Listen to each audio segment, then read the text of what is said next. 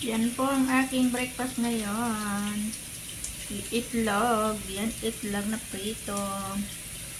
At saka yung salad na naman. Kasi marami akong ginawa para mayroon akong kinakain salad. Ayan. And black coffee with lemon. Ayan, may tsokolata pa dito. Ayan. Pero hindi po yung kasama sa pagkain ko. Ayan. Mamaya yung panghimagas. Ayan mga loose. Breakfast tayo. Salad with egg. Hindi na nilaga. Prito naman. Ayan.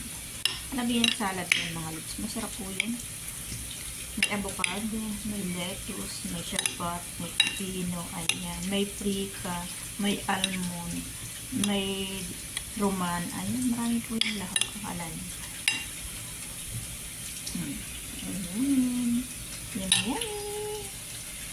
Ayan mga loads. Egg. Yan. Yan. Thank you for watching.